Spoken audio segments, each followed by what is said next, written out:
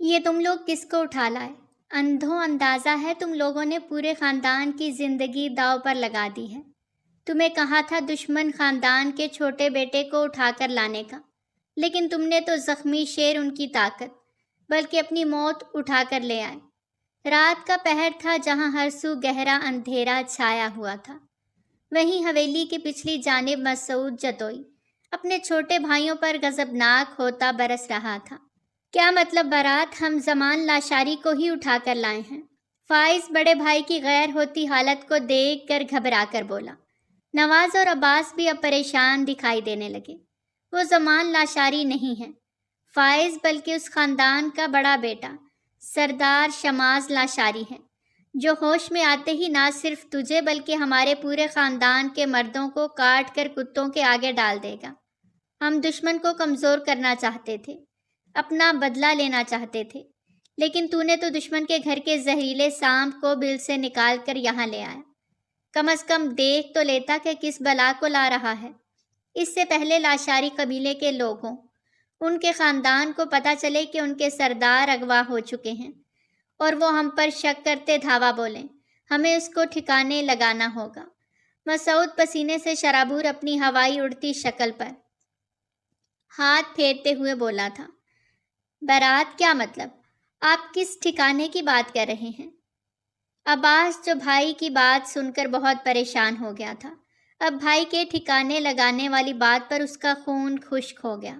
سردار شماز لاشاری کوئی عام انسان نہیں تھا، ایک بہت بڑا طاقتور سردار، اور اس کے ساتھ بہت ہی بڑے قبیلے کا سربراہ بھی۔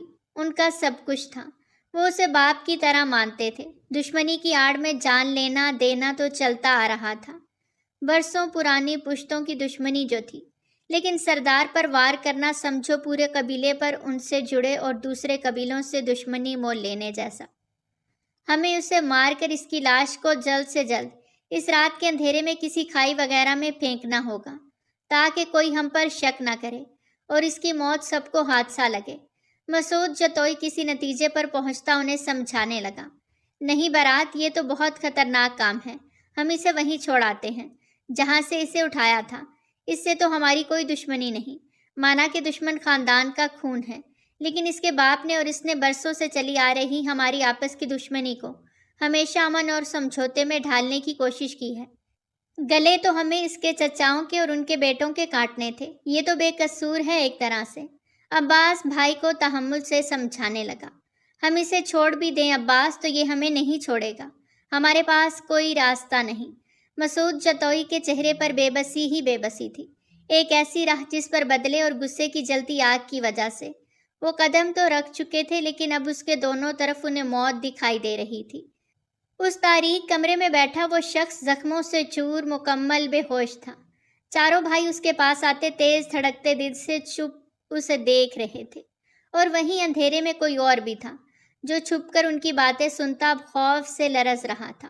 سردار کا خون کتنا بڑا گناہ تھا اور اس کی قیمت کتنی بڑی تھی، اس کا اندازہ اس انسان کو اچھے سے تھا۔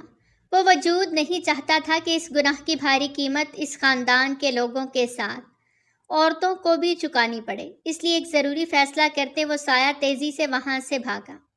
شہر کے بہت بڑے ہاسپٹل جہاں دن کے وقت ایک بھیڑ ادھر سے ادھر بھاگتی نظر آتی تھی، کہیں بین کرتی، کہیں درد سے کراہتی، کہیں واسطے دیتی تو کہیں شور سے چنگاڑتی آوازیں تھیں جو پورے اطراف میں بھن بھنا رہی تھیں۔ وہیں دور سے آتی ایک آواز ان سب آوازوں کو چیرتی اس تک پہنچی، جو بدحال سی کبھی اسے تو کبھی اسے دیکھ رہی تھی۔ ڈاکٹر بلاج، آپ کا فون ہے۔ وہ ایک مریض کا چیک اپ کر رہی تھی جب نرس کی آواز پر پلٹ کر حیران ہوتی کاؤنٹر پر آ گئی۔ اسے آن ڈیوٹی موبائل استعمال کرنا پسند نہیں تھا۔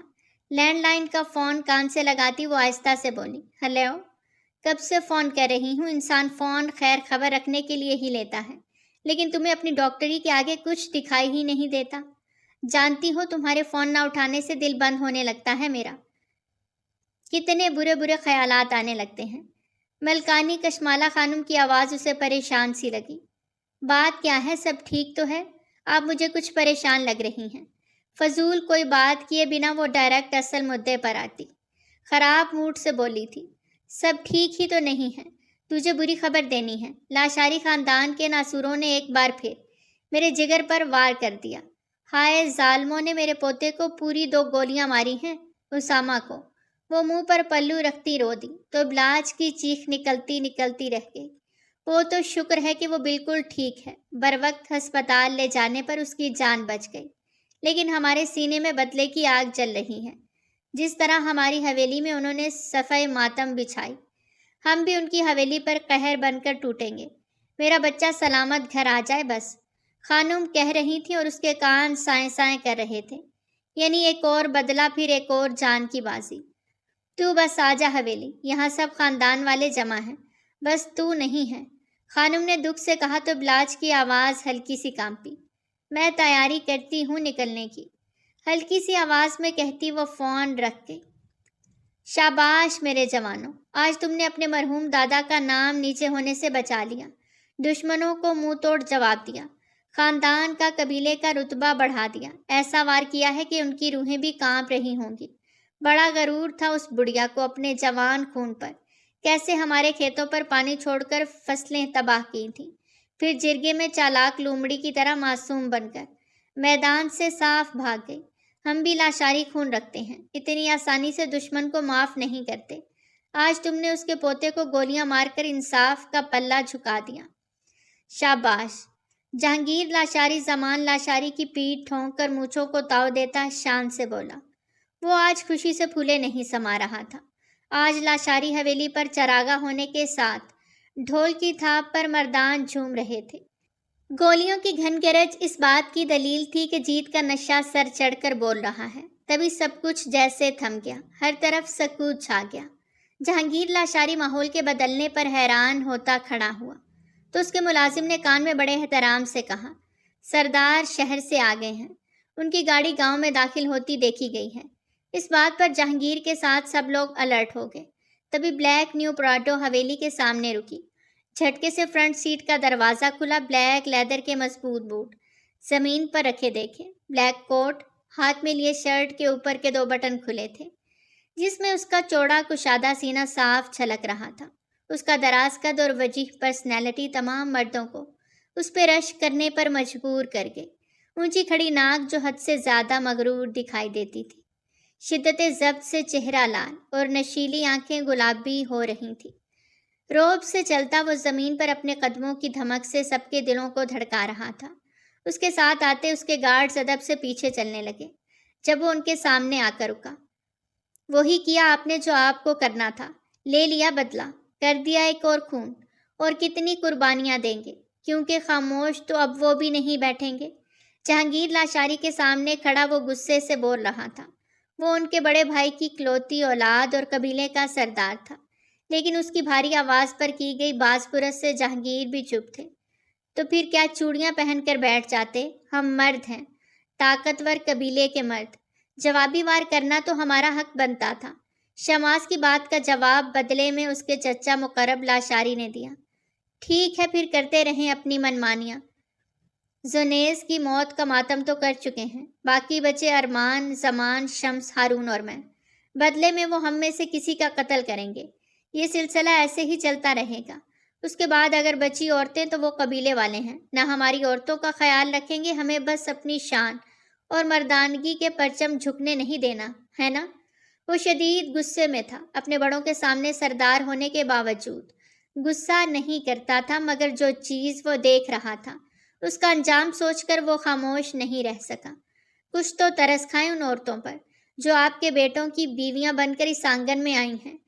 دیکھیں سدرا بھابھی کو، ترس آتا ہے مجھے ان پر۔ 2 سال کا بچہ تھا ان دونوں کا، شادی کو مشکل سے 4 سال ہی ہوئے تھے کہ آپ کی چلی آ رہی اس دشمنی کی بھینٹ زنیز چڑھ گیا۔ باقیوں کو بھی بیوگی کی چادر اوڑھنا ہے نا؟ کچھ تو ہوش کے ناخن لیں، یہ برسوں سے چلی آ رہی دشمنی سے جان چھڑانے کا کوئی حل تلاش کریں۔ کہیں ایسا نہ ہو دونوں حویلیوں میں صرف عورتیں ہی رہ جائیں، ہمارے آباء و اجداد کا نام زندہ رکھنے کے لیے، کیونکہ ہم تو مرد تھے نا۔ شماس کی ساری بات 100% درست صحیح، لیکن اس کا اقرار وہ نہیں کر سکتے تھے۔ ان کی انا اس بات کی اجازت نہیں دیتی تھی۔ تو پھر کیا کریں؟ ان سے ڈر کر بیٹھ جائیں؟ جب وہ وار کرنے آئے تو ان سے اپنی جان کی بھیک مانگے۔ جہانگیر لاشاری چپ توڑتے بولے۔ ان کے تمام بیٹے اس پل خاموش تھے۔ سردار شماس لاشاری کے سامنے منہ کھولنا احترام و ادب کے خلاف تھا، کیونکہ وہ سردار کے رتبے پر تھا۔ میں نے ایسا نہیں کہا چچا۔ خیر، اب وہ جوابی کارروائی ضرور کریں گے، خاموش نہیں بیٹھیں گے۔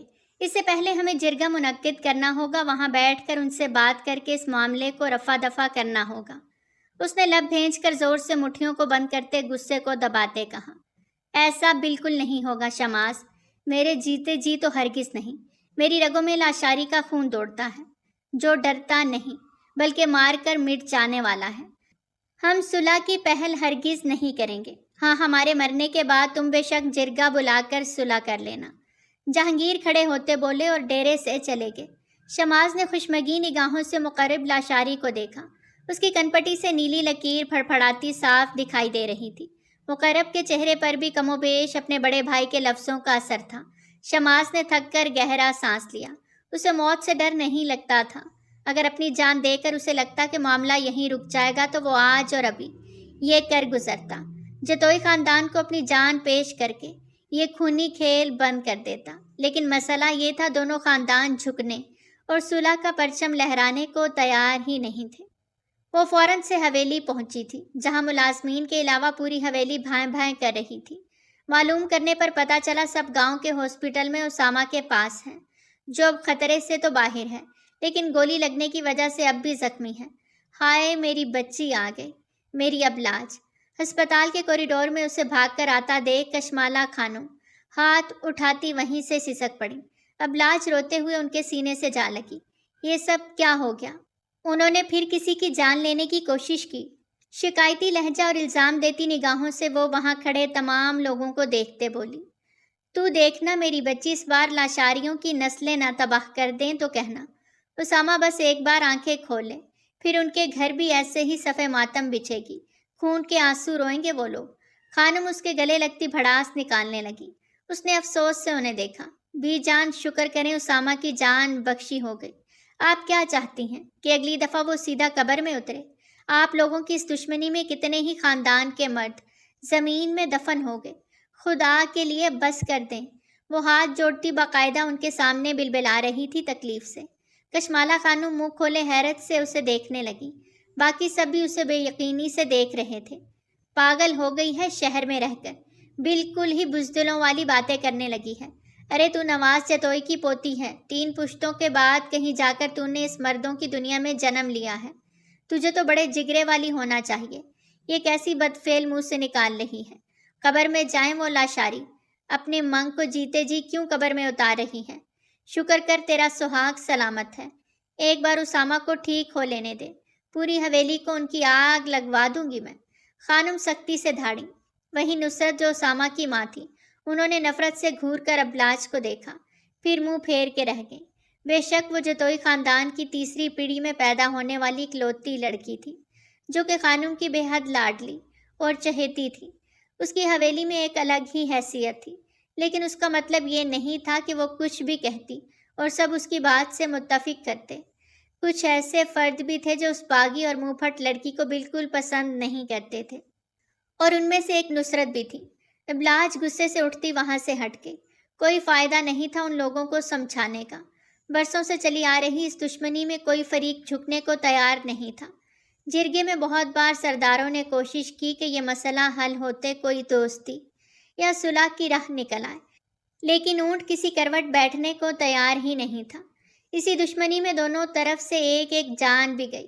ایک بار جرگے کے بیچ میں ہی دونوں خاندانوں نے ایک دوسرے پر گولیاں چلا دیں، جس میں اتنی بچت ہو گئی کہ زخمی تو ہوئے لیکن جان بچ گئی۔ ایسا خاندان جہاں ہر پل گولیاں چلتی، خون بہایا جاتا، بدلے کی آگ میں انسانیت سے بھی گر جاتے، جہاں مردوں کے ساتھ عورتیں اور بچے بھی چوکنے ہو کر رہتے تھے کہ کب دشمن حملہ کر دے۔ وہیں ابلاج کا مزاج ان سب سے بالکل الگ تھا۔ وہ پتھروں کی اس دنیا میں رہنے والی واحد ایسی لڑکی تھی جو سانس لیتی تھی، درد تکلیف کو محسوس کرتی تھی۔ اسے خون، گولیوں اور لاشوں پر رونے، دشمن کے ہارنے پر خوش ہونے سے وحشت ہوتی تھی، اور اسی دشمنی اور خون خرابے سے بھاگ کر وہ شہر آتی یہاں رہنے لگی۔ اس نے یہیں رہتے تعلیم حاصل کرنے کے ساتھ ایک ہاسپٹل بھی جوائن کر لیا تاکہ وہ حویلی کی ٹینشنوں سے دور رہ سکے۔ اسے بارش، رنگ، خوشبو، چاندنی راتیں، ٹھنڈی ہوائیں، مسکراہٹیں، تنہائی میں گھنٹوں بیٹھ کر خود سے باتیں کرنا پسند تھا، جو کم از کم اسے ان سرداروں وڈیروں کی خونی کھیل بھری دنیا میں ملنا نہیں تھا۔ کئی بار اس نے خانم کو سمجھانا چاہا، لیکن مرد تو مرد، خانم ان سے بھی دو ہاتھ آگے تھی انہیں بھڑکانے میں۔ اب آگے کیا ہونا تھا یہ وقت نے ہی طے کرنا تھا۔ کون کون رو رہا ہے وہاں؟ رات کے قریب 2:30 بج رہے تھے۔ وہ کافی دیر ڈیرے پر وقت گزرنے کے بعد گھر لوٹا۔ جب راستے میں اسے کسی کے رونے کی آواز آئی، وہ اکثر شہر سے جب لوٹتا تو زیادہ وقت ڈیرے پر گزرتا۔ اب بھی آدھی رات کو وہ اکیلے تنہا حویلی کی طرف آ رہا تھا۔ کتوں کے بھونکنے کی آوازیں آ رہی تھیں۔ دور دور جل رہی روشنی میں بہت کچھ تھا جو نظروں سے اوجھل تھا۔ اس نے آہستہ سے گاڑی روکی اور نیچے اترتا اس کالے سائے کی طرف بڑھنے لگا جو زمین پر بیٹھا رو رہا تھا۔ کون ہو اور کیوں رو رہے ہو؟ وہ قریب جاتا، گھٹنا موڑ کر اس کے پاس بیٹھتا پوچھنے لگا۔ تبھی کسی نے ایک زوردار وار اس کے سر کے پیچھے حصے پر کیا، جس سے خون کا فوارہ ابل پڑا۔ شماس دھڑام سے زمین پر گرا۔ درد ہی درد تھا جو اس کی نشیلی آنکھوں میں اس وقت دکھائی دے رہا تھا۔ ایک ہاتھ سر کے پیچھے رکھتا وہ ہمت مجتمع کرتا اٹھنے لگا۔ تبھی ان بے رحموں نے پھر وار کیا۔ وہ حسین خوبرو 27 سال کا نوجوان جو اپنی ماں کی آنکھوں کا نور تھا، زور سے زمین پر گرا۔ اب اس کی آنکھیں بند ہو گئیں۔ گرم گرم خون سر سے نکلتا تیزی سے زمین پر بہنے لگا۔ جلدی کر، کوئی دیکھ نہ لے، عباس نے فائز اور نواز سے کہتے جلدی جلدی اسے اٹھا کر اپنی گاڑی میں ڈالتے سیدھا حویلی کے پچھلے حصے میں لے آیا۔ جہاں کسی کو مارنا ہو یا پھر سزا کے طور پر قید کرنا ہو تو اسے استعمال کیا جاتا تھا۔ وہاں حویلی کے مردوں کے علاوہ کسی کو آنے کی اجازت نہیں تھی۔ اس کے بے جان جسم کو اندھیرے میں اٹھاتے وہ لوگ بے رحمی سے اس کال کوٹری میں پھینکے۔ تبھی مسعود جو ان سب کو گائیڈ کر رہا تھا وہاں آیا۔ اس وقت حویلی میں کوئی نہیں تھا۔ تم لوگوں کو جو کام دیا تھا کر دیا؟ مسعود کافی جلدی میں لگ رہا تھا۔ برات کام ہو گیا ہے، ہم زمان لاشاری کو اٹھا کر لے آئے ہیں۔ اس کی لاش کے جلد ٹکڑے کر کے بس تحفے کے طور پر اب ہمیں ان کی حویلی میں پھینک کر آنے ہیں۔ فائز کے لہجے میں بھی اجلت تھی۔ ٹھیک ہے، ہمیں جلد سے جلد یہ کام ختم کرتے ہاسپٹل واپس جانا ہے، کسی کو ہم پر شک نہ ہو۔ آج پتہ لگے گا کہ دشمنوں کو کیسے بدلہ لیتے ہیں ہم۔ مسعود یہ کہتا تیزی سے اندر گیا، لیکن اندر جاتے ہی اس کی تو ہوائیاں اڑ گئیں جب سامنے اس نے زخمی خون سے لت پت سردار شماس لاشاری کو دیکھا۔ یہ تم لوگ کس کو اٹھا لائے؟ یہ جہانگیر لاشاری کا بیٹا نہیں بلکہ سردار شماس لاشاری ہے، اس کا بھتیجا۔ مسعود باہر آتا غصے سے کانپتے ہوئے بولا۔ برات یہ کیسے ہو سکتا ہے؟ ہمیں خبر ملی تھی کہ زمان لاشاری اس گاڑی میں آ رہا ہے، پھر یہ سردار کہاں سے آ گیا؟ اب کے ان تینوں کے چہرے بھی زرد پڑ گئے اور وہ سر پکڑ گئے۔ اب کیا کریں گے؟ اگر اسے جانے دیا تو یہ پورے شک کے ساتھ ہم پر ایسا دھاوا بولے گا کہ ایک ایک قبیلے کے مرد کو پھر اس کے قہر سے گزرنا ہوگا، کیونکہ سرداروں کو خاندان کی دشمنی میں گھسیٹنا سمجھو پورے قبیلے کو خطرے میں ڈالنا ہے۔ نواز خوش گلے کو تر کرتے بولا۔ اس کا آخری حل یہی ہے کہ ہمیں اسے مار کر ایسے ثبوت بنانے ہوں گے کہ سب کو لگے اس کی موت ایک حادثہ ہے۔ اب کہ مسعود گم ہوتے حواسوں کو قابو کرتے بولا۔ لیکن برات یہ بے قصور ہے، اس سے ہماری کوئی دشمنی نہیں، بھلے سے یہ دشمن خاندان کا خون ہے، ان کا چشم و چراغ ہے، لیکن اس نے ہمیشہ امن و امان صلح کی بات کی ہے، دشمنی کو بھول کر سمجھوتا کرنے پر زور دیا، اپنے ہی چچا زاد بھائیوں کے خلاف اس دشمنی کو لے کر آواز اٹھائی۔ ہم کیسے اس کی ماں کی کوکھ اجاڑ سکتے ہیں جس کا یہ حسین لال ہے؟ یہاں ہم گناہ کر رہے ہیں جس کی تلافی نہیں۔ عباس دل گرفتگی سے بولا۔ ہمارے پاس کوئی راستہ نہیں عباس، اسے ٹھکانے لگانے کے سوا، اس سے پہلے کہ صبح ہو اور اس کے قبیلے میں سردار کی گمشدگی کی خبر عام ہو، ہمیں اس سے جان چھڑانی ہوگی، نہیں تو اس کا پورا قبیلہ اپنے سردار پر آنچ آنے کی صورت میں ہمارا نام و نشان اس روح زمین سے مٹا دے گا۔ مسعود کے چہرے پر فکر کے لمحات کے ساتھ بے بسی بھی تھی۔ عباس، نواز اور فائز کے چہرے پہ بھی سخت پریشانی کے سائے منڈلا رہے تھے۔ تبھی مسعود کے فون کی چنگاڑتی آواز اس موت کے خاموش سناٹے کو توڑ گئی۔ اس نے جلدی سے فون یس کرتے کان سے لگایا۔ کیا اسامہ کو ہوش آ گیا ہے؟ ٹھیک ہے، ہم ابھی پہنچ رہے ہیں۔ مسعود کی خوشی سے بھری آواز سن کر نواز، فائز اور عباس کے چہروں پر بھی خوشی کی رمق چھا گئی۔ فوراً سے ہاسپٹل چلو، اسامہ کو ہوش آ گیا، خانم کا حکم ہے، وہ ہمیں بلوا رہی ہیں۔ مسعود فون رکھتے بولا۔ لیکن برات سردار شماس لاشاری کا کیا کریں؟ نواز نے ان کی توجہ اس پریشانی کی طرف دلائی جو بری طرح گلے پڑی تھی۔ یہ ابھی بے ہوش ہے، اس کے ہوش میں آنے سے پہلے ہم واپس آ جائیں گے، پھر اسے کیسے ٹھکانے لگانا ہے آ کر فیصلہ کرتے ہیں۔ ابھی اسامہ کو ہماری ضرورت ہے، چلو۔ مسعود یہ کہتا آگے بڑھا تو وہ تینوں بھی اس کے ساتھ ہو لیے۔ وہیں چھپ کر ان کی باتیں سنتی ابلاج فوراً سے باہر آتی، اس کوٹری کی طرف بھاگی جہاں اس سردار کو رکھا گیا تھا۔ اس کا دل اس کے کانوں میں دھڑک رہا تھا۔ اس پل ایک انجانی قوت تھی جو اسے ہمت اور جرأت سے کام لینے میں مدد کر رہی تھی۔ وہاں پہنچ کر اس نے جو منظر دیکھا وہ اس کے حواس کو جھٹکا لگانے کے لیے کافی تھا۔ 6 فٹ سے بھی لمبا قد اور انتہا کا مضبوط و طاقتور مرد جس نے کریم رنگ کی شلوار قمیض پہنی تھی، خون سے بھرا، کرسی پر رسیوں میں جکڑا بے ہوش بیٹھا تھا۔ ابلاج اس کا چہرہ تو نہ دیکھ سکی، لیکن اس کی حالت کا اندازہ اس اندھیرے میں اسے بخوبی ہو رہا تھا۔ اسے اس بے بس اور بے قصور انسان پر بے حد ترس و رحم آیا۔ وہ بنا کچھ سوچے جلدی سے آگے بڑھی اور اسے کھولنے لگی۔ وہ سردار کو دشمنی کی بھینٹ چڑھتے نہیں دیکھنا چاہتی تھی۔ تبھی ایک فیصلہ کرتے اس نے اس کی جان بچانے کا رسک لیا۔ ہیلو، اٹھو اٹھو، یہ وقت بے ہوش ہونے کا نہیں ہے، اٹھو جلدی سے۔ مجھ میں اتنی سکت نہیں کہ تمہیں گود میں اٹھا کر یہاں سے بھاگ نکلوں۔ جان پیاری ہے تو تھوڑی ہمت پکڑو اور اٹھو۔ وہ اس کا گال زور زور سے تھپتھپاتی اسے جگانے کی کوشش کرنے لگی، پھر گلے سے دوپٹہ نکال کر اس کے سر پہ لگی چوٹ پر اچھے سے باندھ دیا تاکہ خون رک جائے۔ شماس نے خون سے بھری آنکھوں کو آہستہ سے کھولا، اسے کچھ سمجھ نہیں آ رہا تھا۔ کون کیا بول رہا ہے، وہ کہاں ہے؟ بس درد کی گہری ٹیسیں جو سر میں اٹھ رہی تھی وہ کراہ کر سیدھا ہوا۔ اسے زور کے چکر آ رہے تھے۔ ارے اٹھو جلدی کرو۔ وہیں ابلاج حواس باختہ سی بار بار دروازے کی طرف دیکھتی اسے اٹھنے کو بول رہی تھی، لیکن شماس اس وقت کچھ سن کہاں رہا تھا۔ اسے سردار کن پاگلوں نے بنا دیا، اٹھنے کو تیار ہی نہیں۔ ارے مسٹر اٹھو، تمہاری جان کو خطرہ ہے، بھاگو یہاں سے۔ اب وہ اسے کاندھوں سے پکڑ کر زور سے ہلاتے بولی، جس پر شماس نے ناسمجھی سے اس کی طرف دیکھا۔ یہ خود تو مرے گا، ساتھ مجھے بھی مروائے گا۔ ابلاج اب کوئی راستہ نہیں، 2 حرف بھیج شرم و حیا پر اور خود ہی اٹھا اس کو۔ رونی صورت بنا کر دانت پیستی وہ خود سے بولی اور اللہ کا نام لے کر اس کا ایک بازو اپنے کاندھے پر ڈالتی وہ اسے پوری طاقت صرف کرتے اٹھا گئی۔ شماس اب اس پر پورا وزن ڈالتے اپنے لڑکھڑاتے قدموں سے اس کے ساتھ ساتھ چل رہا تھا۔ وہ دھان پان سی بہت ہی نازک چھوٹی سی نظر آتی لڑکی مشکل اس کے سینے تک پہنچ رہی تھی۔ اس کے دیو جیسے وجود کو بہت مشکل سے سنبھالتے وہ بس اتنا کر سکی کہ اسے اپنے کمرے تک لے آئی۔ اس وقت اس کی جان اہم تھی جو اس کے کمرے میں رہ کر محفوظ رہتی۔ ابلاج نے اسے بیڈ پر لیٹانا چاہا، شماس جیسے ہی لیٹنے لگا اس کے بھاری ہاتھ کی وجہ سے وہ اس کے ساتھ ہی بیڈ پر اس کے اوپر گر گئے۔ ایک چیخ مارتی وہ جلدی سے اس سے دور ہوئی، اپنی بے قابو ہوتی سانسیں اور تیز دھڑکتے دل پر ہاتھ رکھتی وہ حواسوں کو نارمل کرنے لگی۔ کچھ حالت بہتر ہوئی تو اس نے پلٹ کر دیکھا۔ وہ بلا شبہ قابل تعریف اور خوبصورت مرد تھا۔ ابلاج نے آج تک اتنا کم عمر اور خوبصورت سردار، اور وہ بھی اتنے بڑے قبیلے کا، نہیں دیکھا تھا۔ اس کے فیس کٹ بہت شارپ تھے، کھڑی ناک، بھرے ہونٹ، گھنی آئی برو اور سب سے بڑھ کر اس کی گھنی بیئرڈ جو اسے موسٹ ہینڈسم اور ڈیشنگ لک دیتی تھی۔ پھر اس کی اسٹرانگ باڈی جس کا ہر ایک جوڑ الگ اور واضح ہوتا دکھائی دے رہا تھا۔ سینے اور ہاتھ پہ ابری نسیں اسے بہت ہاٹ بناتی تھی۔ سب سے منفرد اس کا چہرہ، کپڑے سب خون سے بھرے تھے۔ شاید وہ پھر بے ہوش ہو گیا تھا۔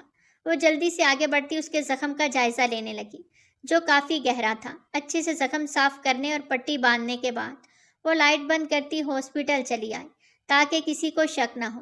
دوسری طرف اسامہ سب سے ملا۔ وہ اب ٹھیک تھا، لیکن سب سے زیادہ خوشی اسے ابلاج کو دیکھ کر ہوئی۔ وہ اس کے لیے ہاسپٹل آئی تھی۔ خانم نے خوب صدقہ و خیرات کیا۔ وہ ان کے سب پوتوں میں خاص پوتا تھا، اس سے انہیں باقیوں سے زیادہ محبت تھی، تبھی تو بچپن ہی میں اپنی لاڈلی پوتی کو اس سے منسوب کر دیا تھا۔ لیکن ابلاج کی اس سب میں کوئی دلچسپی نہیں تھی، وہ اب بھی کہیں دور گھری سوچ میں گم تھی۔ تبھی اس نے دیکھا مسعود، فائز اور عباس سب سے اجازت لیتے اب حویلی جا رہے تھے۔ ایک خوبصورت مسکراہٹ اس کے چہرے پر رینگ گئی۔ ہمیں فوراً اسے مار کر اس کی لاش ٹھکانے لگانی ہے، سمجھے؟ ابھی صبح ہونے میں 3 گھنٹے باقی ہیں۔ مسعود حویلی کے پچھلی جانب چلتا انہیں ہدایت دے رہا تھا۔ وہ سب پوری حساسیت کے ساتھ اس طرف بڑھ رہے تھے۔ جیسے ہی انہوں نے دروازہ کھولا، سامنے خالی کمرے کو دیکھ کر ان کا سانس بند ہو گیا۔ یہ کہاں گیا؟ ایسا کیسے ہو سکتا ہے؟ مسعود پاگل سا ہوتا بولا۔ اس کی آنکھیں آگے کے انجام کو سوچ کر پھٹ گئیں۔ کہیں وہ بھاگ تو نہیں گیا؟ اب عباس بھی سر پکڑے بولا۔ نہیں برات، وہ بہت زخمی تھا، ایسے اپنی مدد آپ وہ نہیں بھاگ سکتا۔ ضرور کوئی اور بھی تھا جو یہ جان گیا تھا اور اسی نے شماس کی مدد کی۔ اب ہم کیا کریں گے؟ فائز کے چہرے پہ بھی سخت پریشانی تھی۔ اسے ڈھونڈو بھائیو، اگر وہ نہ ملا تو پھر ہم میں سے کوئی نہیں بچے گا۔ مسعود کی فکر مند آواز پر سب کے چہرے پھیکے پڑ گئے اور وہ اسے ڈھونڈنے باہر کی طرف لپکے۔ اسے چپا چپا تلاش کیا گیا لیکن اس کا کوئی سراغ نہ ملا۔ کسے خبر تھی کہ جس کی تلاش میں وہ زمین و آسمان ایک کیے ہوئے ہیں، وہ تو مزے سے ان کی حویلی میں ان کی بہن بیٹی کے کمرے میں سو رہا ہے۔ غضب ہو گیا۔ سردار شماس کا کہیں کوئی پتہ نہیں۔ اس کی گاڑی کالی پہاڑی کی طرف سے ملی ہے۔ ہر طرف ڈھونڈ لیا، اس کے گارڈز وہیں ڈیرے پر تھے رات کو، اور وہ اکیلا حویلی کے لیے نکلا تھا، لیکن راستے سے ہی نہ جانے کہاں چلا گیا۔ صبح کی کرنیں نکلتے ہی پورے لاشاری حویلی اور قبیلے میں جیسے کوہرام مچ گیا۔ رحمت خانم کا تو رو رو کر برا حال تھا۔ شوہر کی وفات کے بعد ایک وہی تو ان کے جینے کی آخری وجہ تھا۔ کوئی میرے بچے کو ڈھونڈ کر لے آؤ، میرے جگر کے گوشے کو۔ رحمت خانم زور و شور سے بین کر رہی تھی۔ اپنی بھرجائی کی یہ خستہ حالت دیکھ کر دونوں چچاؤں اور ان کے بیٹوں کے دل دکھ سے بھر گئے تھے۔ وہ ان کے بڑے بھائی کی نشانی، ان کے خاندان کا سردار تھا جس نے بہت سی قربانیاں دیں اپنے پیاروں کے لیے، اور اسی وجہ سے وہ سب بھی اس سے محبت کرتے تھے۔ حوصلہ رکھو بھرجائی، وہ ہمارا خون، ہمارے جسم کا حصہ ہے، کچھ نہیں ہوگا اسے، ہم ڈھونڈ لیں گے۔ جہانگیر سرخ چہرہ جھکائے شدت ضبط سے بولے۔ کیسے حوصلہ رکھوں برات؟ وہ تو کسی دشمنی میں بھی نہیں تھا، اگر اسے کچھ ہو گیا تو میں مر جاؤں گی۔ رحمت خانم کی ممتا ایڑیاں رگڑ رہی تھی۔ حویلی کی عورتیں انہیں سنبھال رہی تھیں، جبھی وہ صدمے سے بے ہوش ہو گئیں۔ ماروی جو مقرب کی بیٹی تھی انہیں روتی ہوئی سنبھالنے لگی۔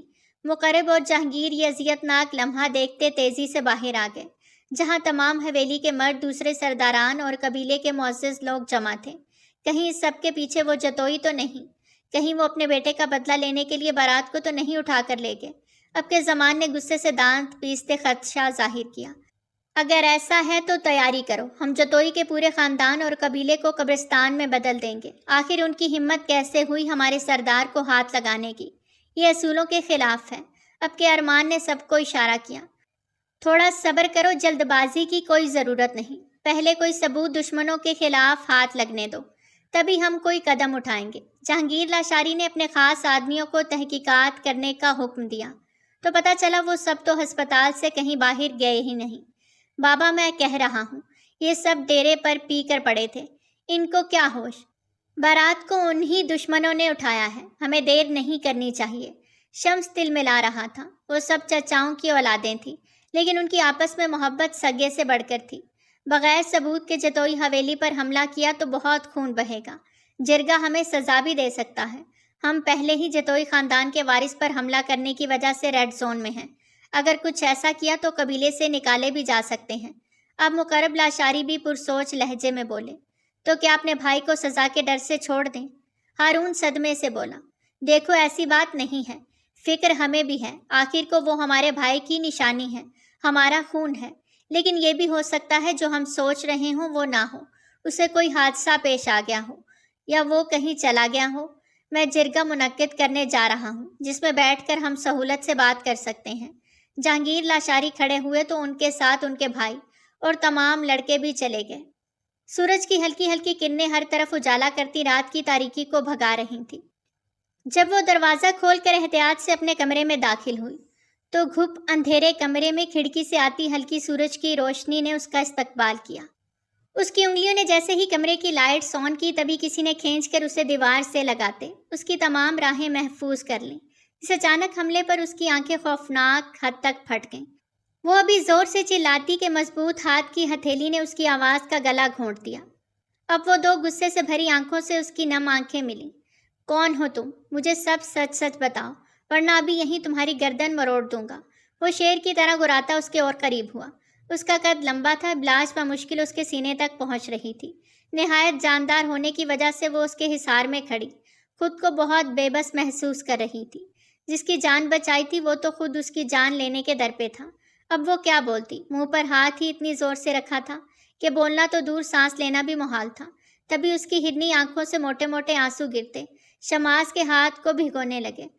شاید اسے اپنی غلطی کا احساس ہوا، جس کی وجہ سے شماس نے ذرا سا اس کے منہ سے ہاتھ ہٹایا، لیکن دور اب بھی نہیں ہوا تھا۔ شماس نے زخمی حالت میں بھی اس لڑکی کو غور سے دیکھا جو اس کے حصار میں کھڑی تھر تھر کانپ رہی تھی۔ بلیک چادر جو اس کے سر پر تھی کھینچا تانی میں اب زمین پر گری تھی۔ گھنے لمبے بالوں کی چوٹی سے بال نکل کر اس کے چہرے پر بکھر گئے۔ وہ بلا کی حسین تھی۔ ہرنی آنکھوں میں تیرتی بے بسی نے شماس کا دل اپنی مٹھی میں لے لیا۔ اس کے جسم کی نازکی وہ صاف اپنے مضبوط حصار میں محسوس کر رہا تھا۔ وہ ساکت سا اسے دیکھنے لگا، جبکہ مقابل کی آنکھوں میں وحشت تھی۔ اچانک شماس گرم سانسیں اس کے چہرے پر چھوڑنے لگا تو وہ وحشت زدہ ہرنی کی طرح اس کے حصار میں پھڑپھڑائی، جس سے اچانک اس پہ چڑھتا خمار ٹوٹا اور وہ ہوش میں آیا۔ اپنے محسن کے ساتھ کوئی اتنی بد تہذیبی سے بھی پیش آتا ہے؟ اگر آپ زندہ سلامت کھڑے ہیں نا تو وہ میری مرہون منت ہے، ورنہ اب تک آپ کی لاش پر آپ کے پیارے رو رہے ہوتے۔ اب کہ اس نے لفظوں کو چبا چبا کر کہا تو شماس بے یقینی سے اسے دیکھتا اس سے دور ہو گیا۔ اس نے جلدی سے شماس کو دھکا دے کر خود سے دور کیا اور چادر اٹھاتی اپنے حسین کومل وجود کو چھپا گئی۔ اس وقت آپ جتوئی حویلی میں موجود ہیں اور پوری طرح سے میرے رحم و کرم پر ہیں۔ دشمن آپ کے جان کے در پر ہیں، لیکن یہ جگہ آپ کی جان کے لیے محفوظ ہے۔ جب تک معاملات قابو میں نہیں آ جاتے آپ کو یہیں رہنا ہوگا۔ اب وہ آہستہ آہستہ ساری کہانی اس کے گوش گزار کرتی، آخر میں احسان جتانا نہیں بھولی۔ شماس تو ایک بار پھر اس کی ہرنی آنکھوں، گلابی گالوں، سرخ ہونٹوں اور ریشم جیسی زلفوں میں کھونے لگا۔ وہ بھول بیٹھا تھا کہ اس وقت وہ دشمنوں کے بیچ اپنے خاندان کے قاتلوں کی بیٹی سے بات کر رہا تھا۔ اس احسان کی وجہ جاننا چاہوں گا۔ اب کے بعد شماس کا بھاری اور سنجیدہ لہجہ بلاج کو اندر سے تھوڑا خوفزدہ کر گیا۔ وہ اتنے خطرناک لوگوں کے بیچ رہ کر بھی، جہاں ہر طرف موت تھی، بے خوفی سے کھڑا نڈر انداز میں سوال کر رہا تھا، جیسے اسے اس سب سے کوئی فرق نہیں پڑتا۔ لیکن اندر سے بلاج کی خوف سے جان سوکھ رہی تھی۔ مزید اور خون بہے اور جانے جائیں، بچے یتیم اور عورتیں بیوہ ہوں۔ اس سب کو روکنے کے لیے یہ اقدام اٹھانا ضروری تھا۔ میں نہیں چاہتی تھی آپس کی چلی آ رہی یہ دشمنی اور سنگینی حالات اختیار کرے، اس لیے میں آپ کو یہاں لے آئی۔ آپ کو یہاں کوئی خطرہ نہیں۔ آپ کے قبیلے میں آپ کی گمشدگی کی خبر آگ کی طرح پھیلتی، سب میں انتشار برپا کر چکی ہے۔ آپ کے دونوں چچا جرگے تک بات لے گئے ہیں۔ انہیں ابھی شک ہے وہ جرگے کے فیصلے کے بنا کوئی سخت قدم نہیں اٹھا سکتے، لیکن اگر جرگے نے حویلی کی تلاشی کی اجازت دے دی تو جو خون خرابہ ہوگا وہ سوچ کر میری تو روح کانپ جاتی ہے۔ اس لیے آپ کچھ وقت کے لیے میرے ساتھ تعاون کریں اور خاموشی سے یہاں رہیں۔ جیسا میں کہتی ہوں ویسا کریں۔ حالات بہتر ہوتے ہی میں آپ کو یہاں سے خاموشی سے نکال دوں گی۔ آپ اپنے قبیلے جاتے ہی کوئی بہانہ کر دینا، اس طرح سب ٹھیک ہو جائے گا۔ معصومیت سے کہتی وہ اسے بہت پریشان لگ رہی تھی، لیکن وہ تو اب سکون سے بیٹھا اس کی تمام باتوں کو سنتا، ہلکے سے مسکرا رہا تھا۔ ان حالات میں بھی جہاں ہر طرف موت ہی موت تھی، اتنے سکون سے اس کے مسکرانے پر ابلاج کو اپنی ہڈیوں میں خون جمتا محسوس ہوا۔ ہوں تو میں ایک طرح سے تمہارا بھی دشمن ہی، لیکن میں خود بھی اس خونی کھیل کو پسند نہیں کرتا۔ مجھے موت سے یا اس جنگ سے خوف نہیں، لیکن مجھ میں اپنے پیاروں کے جنازے اٹھانے کی ہمت نہیں۔ میں خود بھی چاہتا ہوں یہ دشمنی اب ختم ہو جانی چاہیے۔ اس کی آواز اتنی گھمبیر اور سرد تھی کہ بلاج کے جسم میں کرنٹ دوڑ گیا۔ وہ سردار ہونے کے 101 خانوں میں فٹ بیٹھتا تھا، ایسا کہ سرداری کا تاج بنایا ہی جیسے اسی کے لیے گیا ہو۔ یہاں میری اجازت کے بنا کوئی نہیں آتا، آپ بے فکر رہیں، میں آپ کے لیے کھانے اور کپڑوں کا انتظام کرتی ہوں۔ وہ پلٹ کر جانے لگی۔ ویسے میرے محسن کا نام تو بتاتی جاؤ۔ اس کی بھاری آواز پر ابلاج رک گئی۔ بنا دیکھے وہ بتا سکتی تھی کہ اس کا لہجہ مذاق اڑاتا ہوا ہے۔ ابلاج جتوئی، منہ بنا کر جواب دیتی وہ چھپاک سے کمرے سے نکل گئی اور وہیں شماس کے چہرے پر جاندار مسکراہٹ پھیل گئی۔ خدا جانے اسے زمین نگل گئی یا آسمان، ایک ایک پتھر، دریا، پہاڑ سب چھان مارا، لیکن اس کا کوئی پتہ چل کر ہی نہیں دے رہا، جب تک کوئی ٹھوس ثبوت نہیں مل جاتا کہ اس کی گمشدگی میں ہمارا کوئی ہاتھ ہے۔ جرگے نے انہیں ہم پر الزام لگانے سے سختی سے سرزنش کی ہے۔ مسعود گہری نظروں سے بہتے پانی کو دیکھتا ان تینوں سے بولا، ضرور اس کے پیچھے کوئی گہری سازش ہے، کہیں ایسا تو نہیں کوئی اپنا ہی اس کی مدد کر رہا ہو۔ عباس آئیبرو اچکاتے بولا، پاگل ہو گئے ہو، کس پر غداری کا شک کر رہے ہو؟ ہم چاروں کے علاوہ اس راز میں کوئی اور شریک نہیں۔ مسعود نے اسے ڈپٹا، جس پر وہ خاموش ہو گیا۔ اب سب حالات کے دھارے پر چھوڑ دیا تھا۔ جب تک انہیں کوئی ثبوت نہیں ملتا وہ لوگ انجان بنے خاموش تماشا دیکھنے پر مجبور تھے۔ ارے کس احمق نے کہا تھا اتنی رات کو بنا گارڈز کے ایک سردار کو یوں دندناتے ہوئے پھرنے کا؟ پتہ نہیں وہ کتنے دشمنوں میں گھرا ہوا ہے۔ اب کس نے وار کیا ہے کیا پتا۔ ہماری تو تم لوگوں سے دشمنی ہے، اس سردار سے نہیں۔ ہم وار کریں گے بھی تو تمہارے بیٹوں پر کریں گے، کشمالہ خانم گڑ گڑاتے ہوئے جہانگیر لاشاری سے بے خوف لہجے میں بولی۔ جانتا ہوں تمہاری دشمنی ہم سے ہے، لیکن یہ بات ناقابل برداشت ہے ملکانی کہ ہمارا بچہ، ہمارا سردار کل رات سے غائب ہے اور ہم اس کا کوئی پتہ نہیں لگا پا رہے۔ جہانگیر لاشاری بے بسی سے سر ہلاتے ہوئے بولے۔ ہاں تو اس کا مطلب یہ نہیں کہ تم ہم پر شک کرو، جاؤ جا کر اسے ڈھونڈو، کشمالہ خانم تمسخر آمیز لہجے میں کہتی اٹھنے لگی۔ یاد رکھنا ملکانی، اب تک تو ہم خاموش ہیں، لیکن اگر اس سب کے پیچھے تم لوگوں کا ہاتھ ہوا تو یاد رکھنا، تم پر قہر نہ برسایا تو ہم لاشاری نہیں۔ مقرب لاشاری زور سے شال جھٹکتا کھڑا ہوا اور خانم سے پہلے اپنے بھائیوں کے ساتھ انہیں کھلی دھمکی دیتا چلا گیا۔ ایک پل کو خانم گہری سوچ میں ڈوبتی، پلٹ کر اپنے تینوں بیٹوں اور پوتوں کو دیکھنے لگی جو ان کی نظروں سے خائف ہوتے سر جھکا گئے۔ کھانے کی ٹرے لیے وہ کمرے کی طرف بڑھ رہی تھی۔ ابلاج کھانا کہاں لے کر جا رہی ہو؟ جب ماں کی آتی آواز پر وہ گھبرا کر رک گئی۔ اماں یقین کریں جب سے شہر سے آئی ہوں ایک پل کو سکون نصیب نہیں ہوا، مجھے کچھ دیر آرام کرنے اور سکون سے رہنے دیں۔ ایک ضروری کیس بھی ہے جسے اسٹڈی کرنا ہے، تو خدا کے لیے مجھے اپنے گاؤں کے مسئلوں میں گھسیٹ کر بالکل بھی ڈسٹرب نہیں کرنا، ٹھیک ہے؟ کچھ دیر سکون لینے دے مجھے۔ عجلت میں کہتی وہ طوفان کی طرح چلی گئی۔ میری بچی جب سے آئی ہے ذرا دیر آرام کرنے کو نہیں ملا، کہاں نصیب پھوٹ گئے ہیں میری قابل بچی کے۔ اماں دکھ سے اسے جاتا دیکھتی، پھر خیال میں اسے اسامہ کے ساتھ دیکھتی، اس کی قسمت پر دہائی دینے لگی۔ ابلاج جیسے ہی اندر آئی اس نے دیکھا وہ اس کی کتابوں کی ریک کے پاس کھڑا انہیں دیکھ رہا تھا۔ ابلاج کو آتا دیکھ اس کے سرد برف سے چٹان چہرے پر ایک خوبصورت رنگ بکھر گیا تھا۔ یہ رہا آپ کا ناشتہ اور مسعود بارات کے کپڑے، آپ فریش ہو کر چینج کر لیں، یہ تو خون سے بھر گئے ہیں۔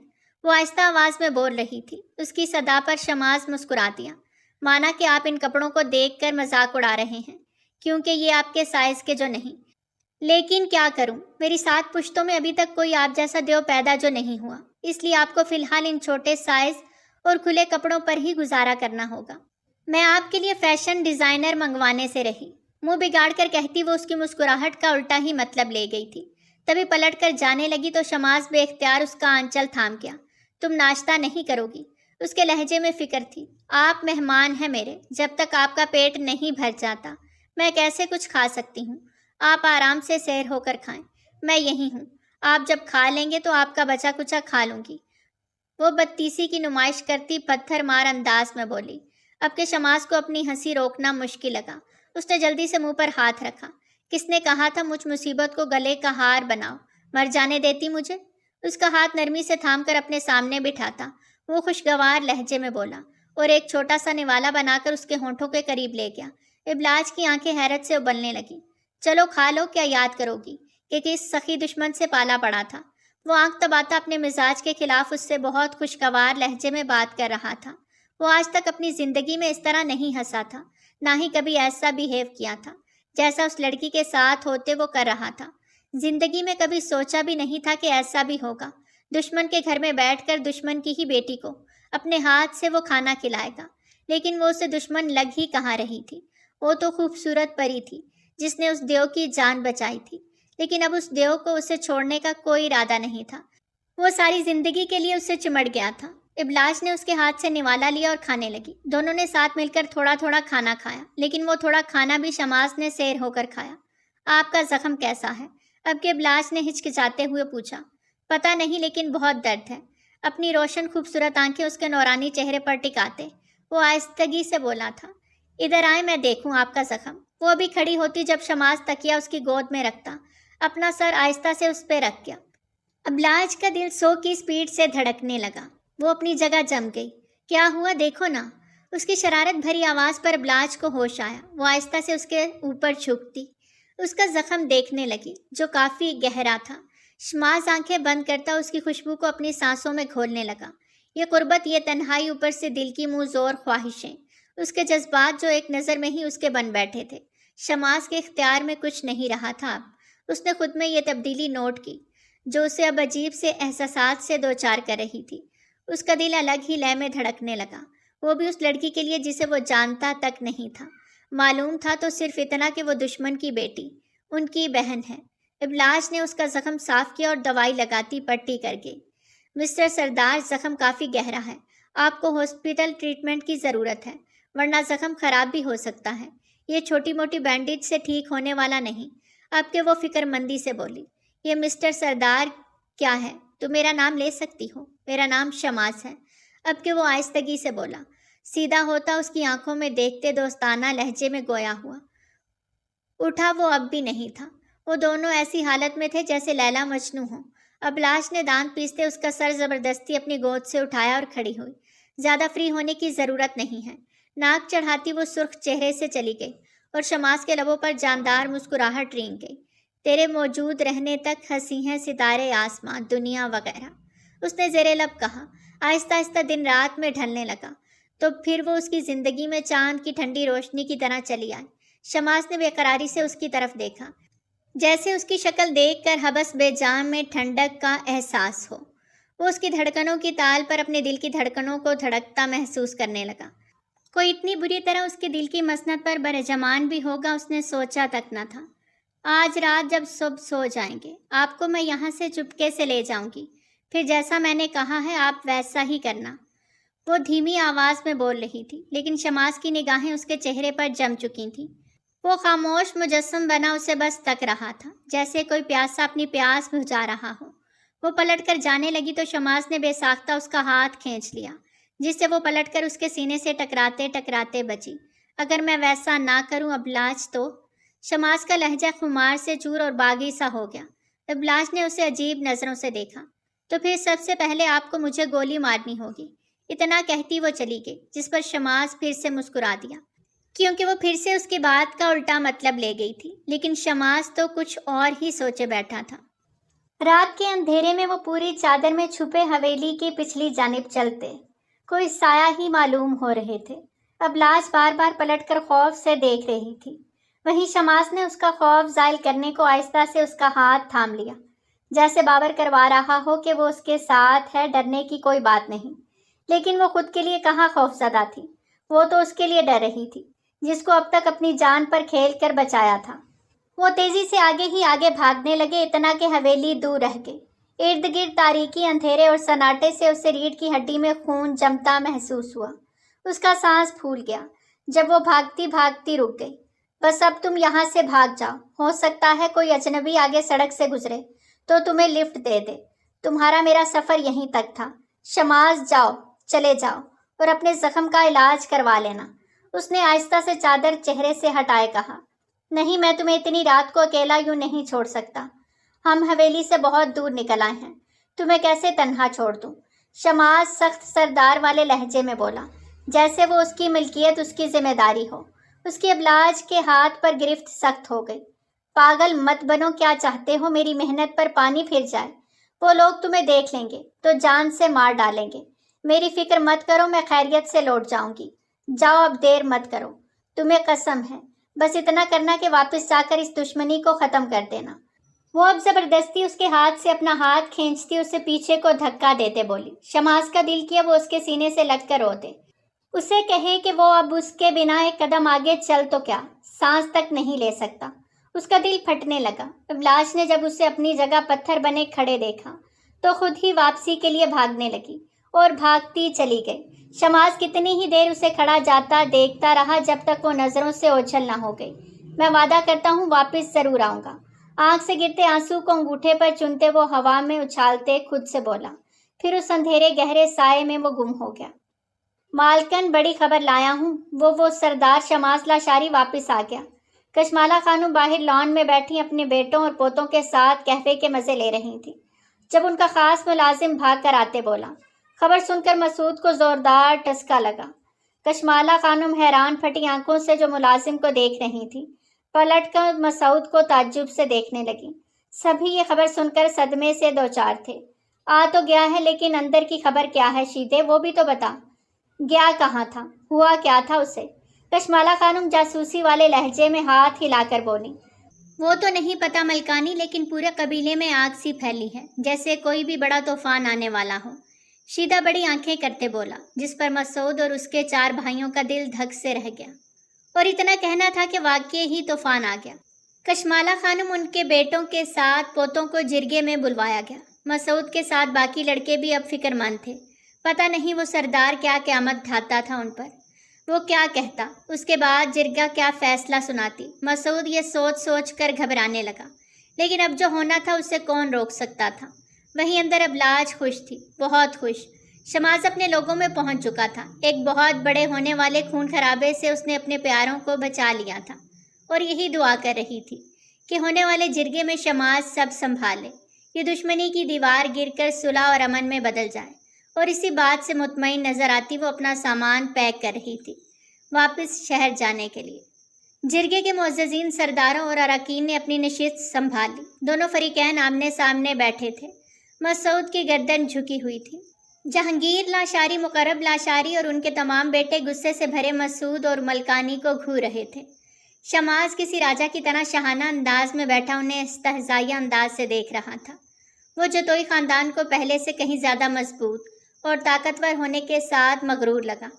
جرگے کی کارروائی شروع ہوئی، جب جہانگیر لاشاری اپنی گرجدار آواز میں بولے، کہا تھا نا ملکانی کہ اگر میرے بھتیجے کی گمشدگی کے پیچھے تم لوگوں کا ہاتھ ہوا تو میں تم لوگوں پر قہر بن کر برسوں گا۔ کیا مطلب ہے اس بات کا جہانگیر لاشاری؟ ہوش میں تو ہو؟ تمہارے سردار کی گمشدگی میں ہمارا کوئی ہاتھ نہیں، ہم تو لا علم تھے۔ خانم بھی گرجدار آواز میں بولی، اتنے مردوں میں وہ اکیلی سردارنی تھی۔ اچھا، ذرا اپنے پوتوں سے تو پوچھے، کیا وہ بھی لا علم تھے؟ اب کے شماس کی قہر بھری آواز گونجی تو پورے جرگے میں سناٹا چھا گیا۔ کشمالہ خانم پریشان فک چہرے کے ساتھ سردار شماس لاشاری کو دیکھتی، پھر ڈر کر اپنے پوتوں کی طرف نظریں گھمائیں تو دیکھا ان کے سر جھکے ہوئے تھے۔ کشمالہ خانم کے دونوں بیٹے بھی اب ہکا بکا رہ گئے۔ رات کے بیچ کے پہر راستے میں جال بچھا کر پہلے مجھے اپنی طرف متوجہ کیا، پھر میرے سر پر گہری ضرب لگائی۔ لاشاری قبیلے کے سردار کو اغوا کر کے پوری کوشش کی گئی تھی جتوئی خاندان کے پوتوں نے مارنے کی، لیکن دیکھو خوش قسمتی سے میں وہاں سے بھاگ نکلا۔ آپ لوگ تو دشمنی میں اصولوں قوانینوں سے بھی گئے۔ ملکانی صاحبہ، آپ کی ناک کے نیچے آپ کا خون آپ کی عزت و وقار کی دھجیاں اڑا رہا تھا، اور آپ کو خبر ہی نہیں تھی۔ بھرے مجمع پر نظر ڈالتے شماس نے لفظوں سے ایسی کاری ضرب لگائی کہ جتوئی تلملا گئے۔ بتاؤ، کیا یہ سچ ہے سردار شماس کو جان سے مارنے کی کوشش کی تم لوگوں نے؟ خانم ایک جست میں اٹھ کر مسعود کے پاس آتی چلاتے ہوئے بولی۔ اس کی گہری خاموشی اور غصے سے بھری آنکھیں اس بات کی گواہ تھیں کہ جو بھی سردار شماس نے کہا وہ سچ تھا۔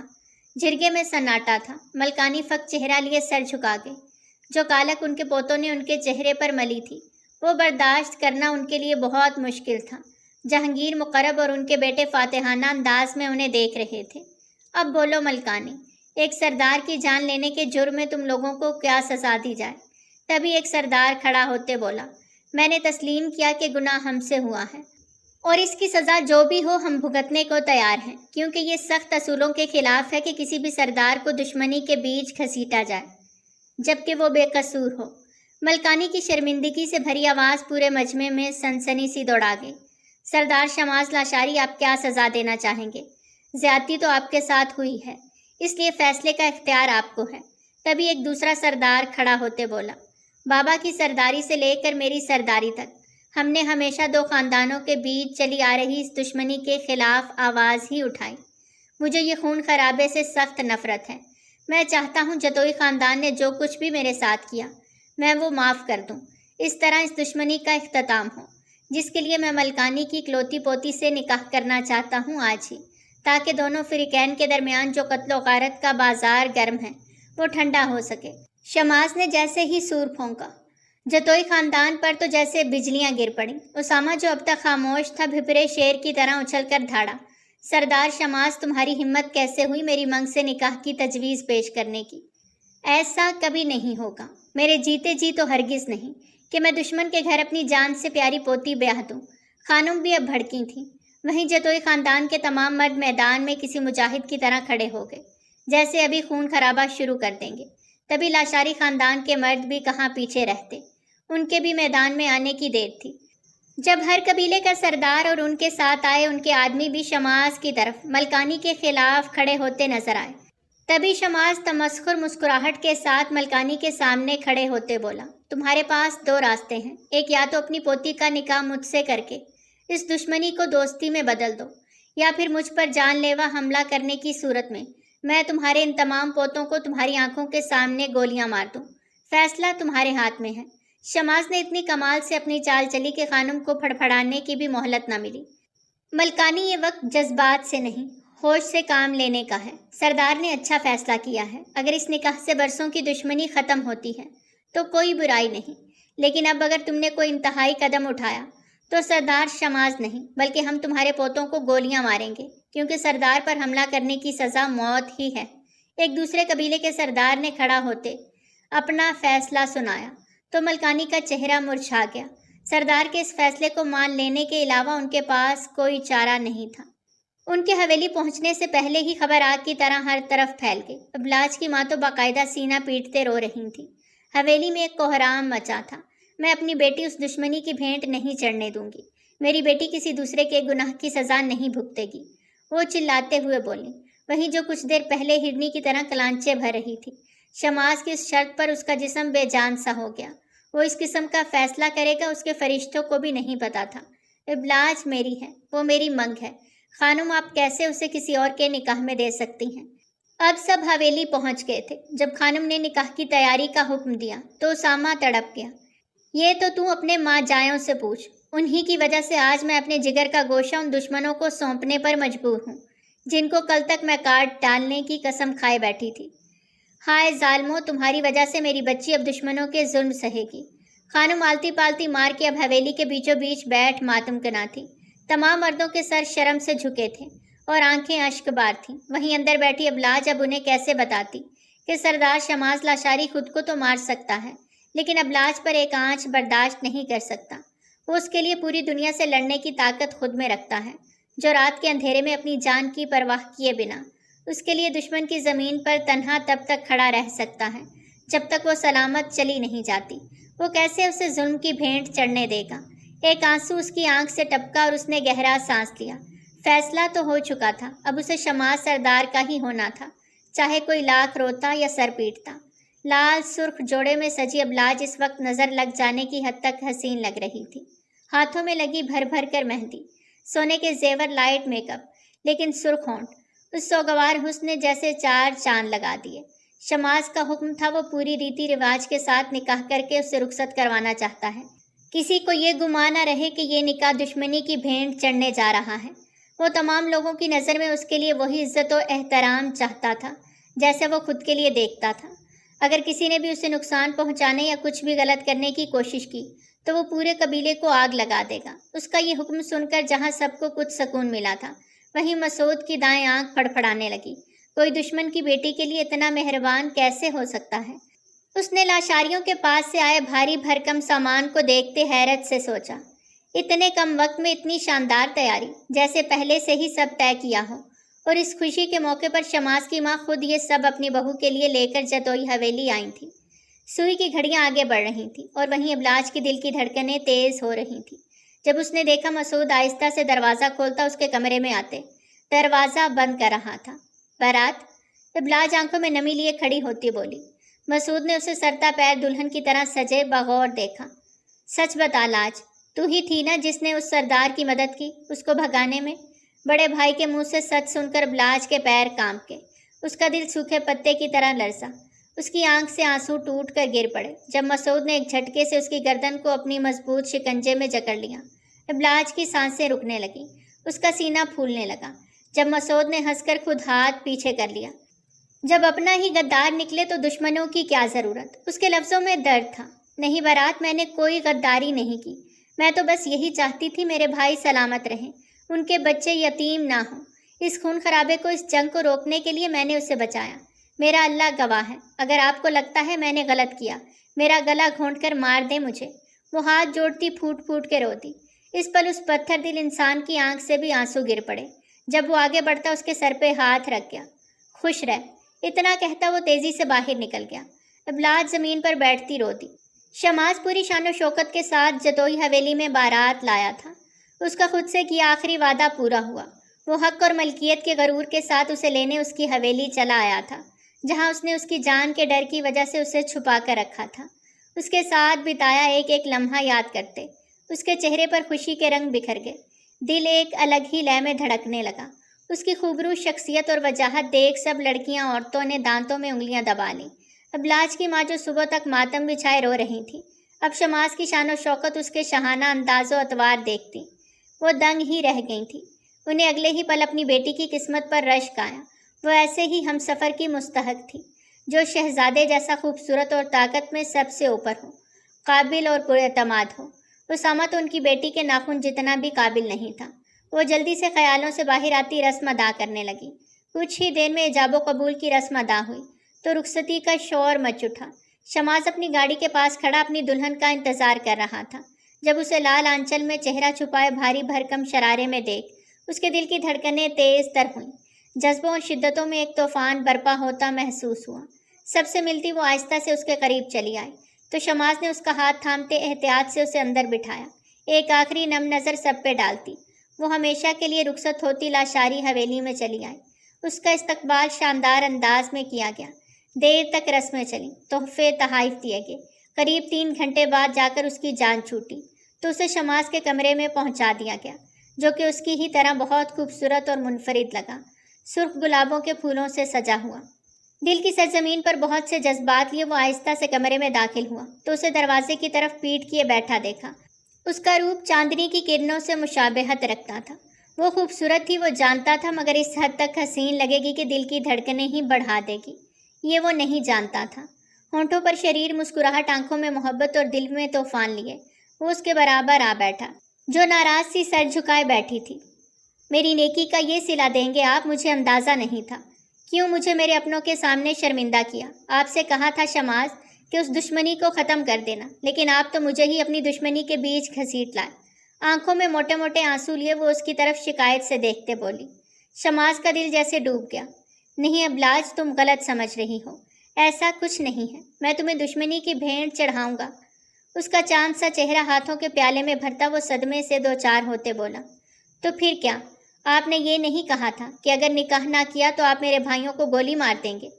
अब के वो हिचकी लेते बोली तो शमास की जैसे जान निकल गई। वो तेजी से आगे बढ़ा, उसके माथे पर बोसा देते हुए बोला, क्योंकि मैं मोहब्बत करता हूँ तुमसे। अबलाज, तुम्हारे मामले में मैं इतना शिद्दत पसंद और पागल हो चुका था कि मुझे कुछ समझ नहीं आया और मैंने सख्त फैसला सुना दिया, क्योंकि मुझे अबलाज चाहिए थी। अब उसके बिना रहना शमास के लिए नामुमकिन था। वो उसके होंठों के बेहद नज़दीक आता बेकरारी से बोला तो अबलाज उसके हाथों को झटकती झटके से उठी। मोहब्बत में जान दी जाती है सरदार शमास, ली नहीं जाती। न रूठेपन से कहती वो आगे बढ़ने लगी। जब शमास ने उसकी कलाई पकड़कर आहिस्ता से उससे अपनी ओर खींचा तो वो पूरी की पूरी उसके ऊपर आन गिरी। उसके मजबूत वजूद के आगे वो नाजुक हिरनी फड़फड़ा भी नहीं सकी। तुम्हारे गिले शिकवे सारी जिंदगी ख़त्म नहीं होंगे और ये बंदा ताउम्र आपके इन शिकवों पर सरखम करता रहेगा, लेकिन आज नहीं अबलाज। आज की रात के लिए मैंने तुम्हारे साथ बहुत हसीन ख्वाब देखे हैं। तुम नहीं जानती कितनी मोहब्बत करने लगा हूँ, पागल हो चुका हूँ तुम्हारे लिए। आज की रात मैं नहीं चाहता तुम्हारे और मेरे बीच ये दुश्मनी नाराज़गी की बातें आए। आज सिर्फ मैं तुमसे मोहब्बत करना चाहता हूँ। अपनी खुमार भरी आवाज़ में कहता वो उसके चेहरे को थामकर धीरे से उस पर झुका। अबलाज ने आहिस्ता से अपनी आंखें बंद कर लीं। उसकी नाराज़गी एक तरफ, लेकिन सरदार शमास लाशारी ऐसा इंसान था जिसमें वो सारी खूबियाँ मौजूद थीं जो हज़ारों सैकड़ों लड़कियों को अपनी मोहब्बत में पागल कर सकता था। और वो तो अपना दिल उस पर तभी हार चुकी थी जब तन्हा रात में उसे छोड़कर आई थी। शमास की सांसें आहिस्ता आहिस्ता तेज़ होती उसके जिस्म पर अपनी छाप छोड़ रही थी और वो किसी मोम की तरह उसकी मोहब्बत में पिघलती ख़त्म होती जा रही थी, क्योंकि नफ़रत हार चुकी थी और मोहब्बत ने हर तरफ अपने पंजे मजबूती से गाड़ लिए थे। तो प्यारे रीडर्स, आज की कहानी थी यहीं तक। कैसी लगी आपको हमारी आज की कहानी? कमेंट सेक्शन में अपनी कीमती आरा का इजहार ज़रूर करें। बहुत जल्द मिलते हैं एक नई कहानी के साथ। तब तक हमें दीजिए इजाज़त। Till then take care. अल्लाह हाफिज़।